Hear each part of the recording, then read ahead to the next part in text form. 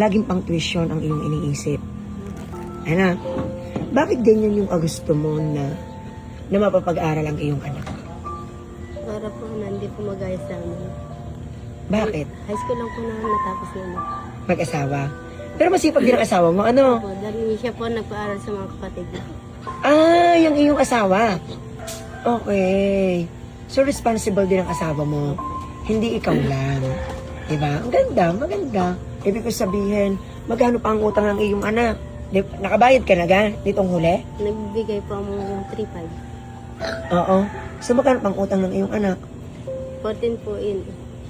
So, 10-5. Hanggang kailan pasukan? July. July.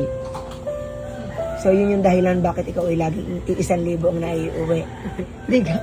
Ano nararamdaman mo kapag nagpapasweldo ako tapos nakikita mong sa part ni Ate Jen ay 1,000 na? Nawa po ako. Tapos Parang minsan ano? Iniisip ko, paano kaya yung panggastos pa niya sa araw-araw? Halimbawa, wala silang bigas, gano'n, walang ulam. Oo, diga. Anong ibibili pa po, gano'n. Pero awa ng Diyos po eh. Talagang unay Diyos po yung nakakasurvive. Oo nga. Laging una ay Diyos. Diga? Nakakasurvive. Nakakasurvive. Speaking laging una ay Diyos, napakabait ng Diyos. Okay? Eto, Ate Jen. Para sa'yo. Okay? Hindi lang yan. Dalawa. Tatlo. Kasi nakikita nila na yung kamay mo, kamay ng ina na pagod. 5. Magkano na yan? 5 po. Okay, 5,000. Para pantulong sa tuition ng iyong anak. Okay? Ano nararamdaman mo? Masaya. Diba? Yung mga taong tumutulong. Okay? Pero hindi lang yan. Gusto nila na i-full mo yung tuition ng anak mo. Diba? Magkano na yan? 9,000. 10,000. Kaya makaka-day off ka na ng gusto mo. Pag may event ang anak mo, makaka-absence ka na.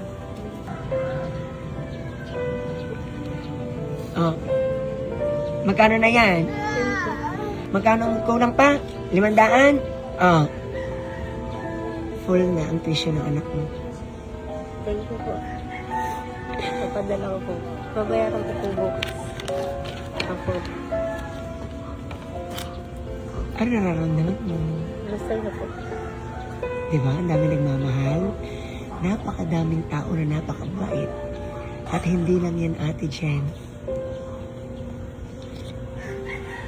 Ang nagdag sa gastusin sa inyong bahay.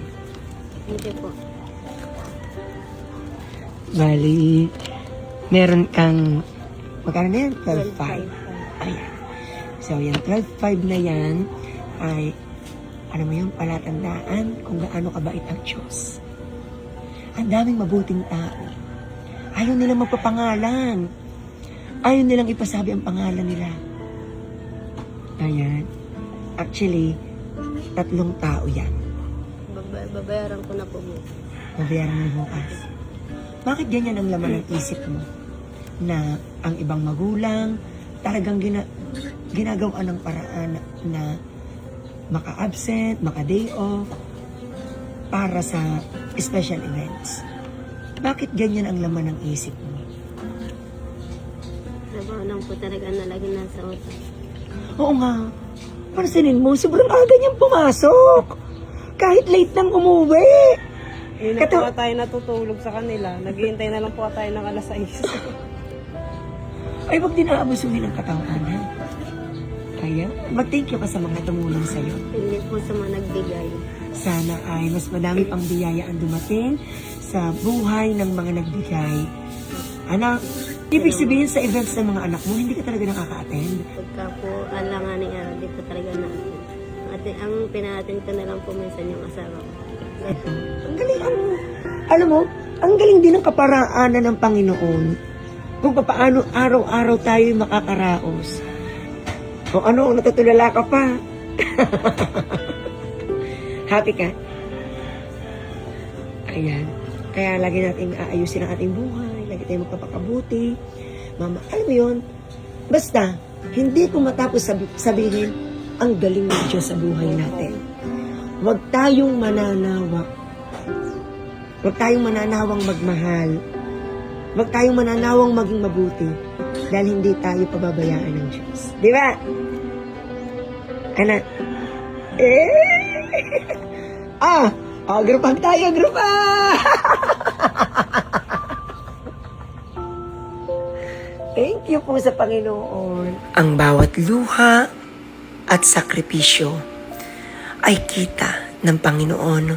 Salamat sa mga taong ginamit niyang instrumento para kahit papano ay matulungan si Ate Chen. Salamat sa mga taong nagpaabot ng tulong para ma-full ang tuition fee ng kanyang anak.